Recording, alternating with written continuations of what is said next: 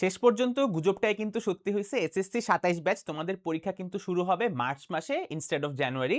So তোমরা কিন্তু extra ২ mass time পাইতেছো। And অনেকেই নিউজটা বিলিভ করতেছিল না, বলতেছো ভাই এটা ফেক নিউজ এই সেই হ্যান-ত্যান। বাট না, এটা অফিসিয়ালি অ্যানাউন্স করা হইছে।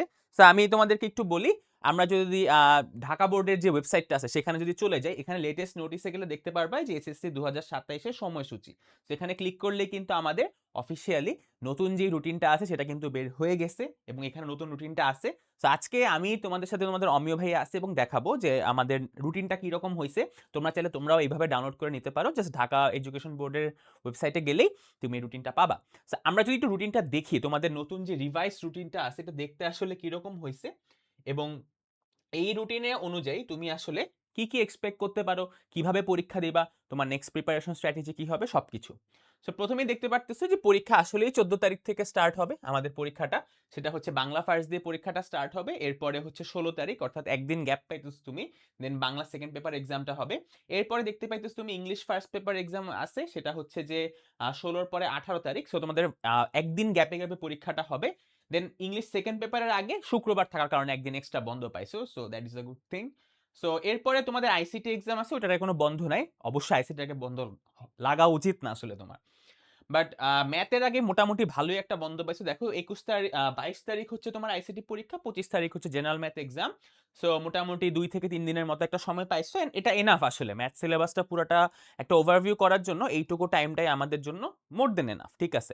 এরপর তোমাদের বাংলাদেশ ও বিশ্ব পরিচয় বা বিজিএস পরীক্ষাটা হবে, সেটা হচ্ছে আমাদের 28 তারিখ। সেটা হচ্ছে যে এই বিজিএস পরীক্ষার আগেও কিন্তু তুমি শুক্র শনি 2 দিন বন্ধ পাইছো। সো এটা আমি যদি এই জায়গায় থাকতাম আমি বলতাম যে না, এটা আমি বেঁচে গেছি, কারণ বিজিএস আমি নিজেও খুব ভালো একটা পারতাম না, বুঝছো, অনেক কিছু পড়া লাগে, মুখস্থ করার বিষয় আছে, অনেক ইনফরমেশন জানার বিষয় আছে। So that is a good thing. But সমস্যাটা হয়েছে ফিজিক্সের আগে তোমাদের বন্ধ একদমই নাই।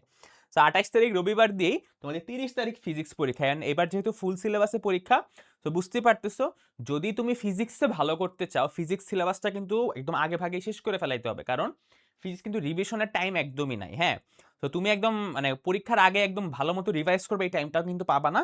সো ম্যাথের আগে রিভাইজ করার টাইমটা পাচ্ছ, বাট ফিজিক্সের আগে কিন্তু তুমি একদমই টাইম পাবা না। সো ফিজিক্সটা একদম তোমার রিভিশন পর্যন্ত এক্সাম শুরু হওয়ার আগে শেষ হয়ে যায়। হ্যাঁ, রিভিশনের জন্য কোনো স্কোপ বাকি রাখা যাবে না। সো ফিজিক্সটা একটু এই জিনিসটা মাথায় রেখে পড়তে হবে আমাদের সবার। এরপরে ফিজিক্সের পরে যদি আমরা চলে আসি, ভূগোল তো তোমাদের সায়েন্সের ওদের নাই। এরপর আমাদের কেমিস্ট্রি এক্সামটা আছে, সবাই একটু দেখো। কেমিস্ট্রি এক্সামটা আছে, এরপরে কেমিস্ট্রি এক্সাম হচ্ছে 4 তারিখ রবিবার। সো এটার আগে মোটামুটি ভালোই একটা বন্ধ পাবা তোমরা। তারপরে হচ্ছে আমাদের এরপর কি এক্সাম আছে, হায়ার ম্যাথ এক্সাম আছে অ্যান্ড বায়োলজি এক্সাম আছে। সো কেমিস্ট্রি হচ্ছে 4 তারিখ, হায়ার ম্যাথ পরীক্ষা হচ্ছে 11 তারিখ। সো এটা অনেক বড় একটা গ্যাপ, মাঝখানে হিসাব বিজ্ঞান পরীক্ষা আছে। এখানে গার্হস্থ্য বা কৃষি শিক্ষা যারা নিচ্ছ তাদের এক্সাম আছে 6 তারিখ। সো কেমিস্ট্রি দিয়ে আমরা হায়ার ম্যাথের আগে মোটামুটি বেশ ভালোই একটা বন্ধ পাইতেছি, বিশাল বড় একটা বন্ধ পাইছো আসলে।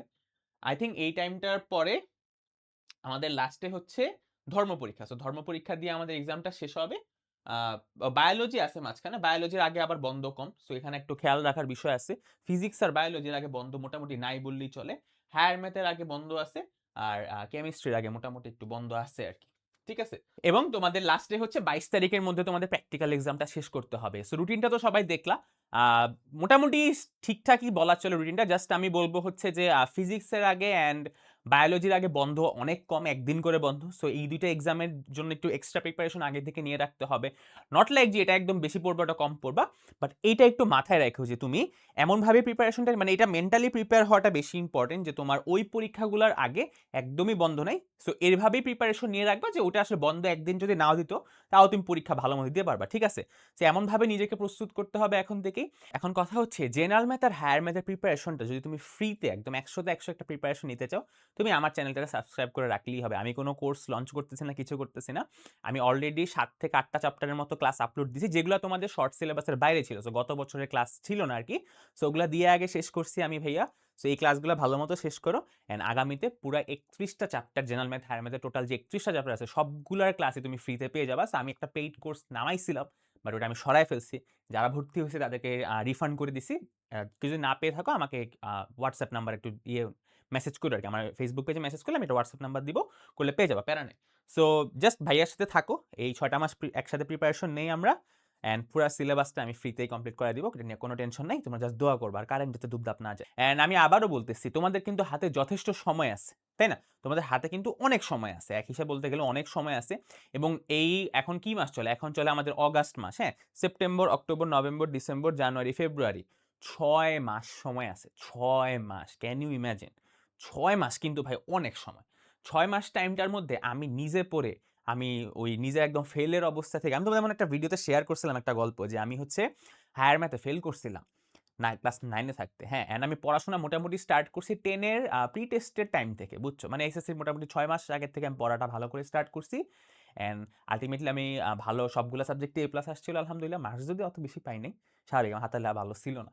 আর নটরডেম কলেজে চান্স পেয়ে গেছিলাম। অ্যান্ড কলেজেও ঢাকার মধ্যে ভালো কলেজগুলোই পাইতেছিলাম। সো মোটামুটি একটা মোর দ্যান মানে কি বলবো? মানে বেটারের থেকে বেটার একটা রেজাল্ট আমি পাইছি। ঠিক আছে? মানে আমার এক্সপেকটেশন এর তুলনায় আমি ভালো রেজাল্ট করছিলাম আরকি। বুঝছো?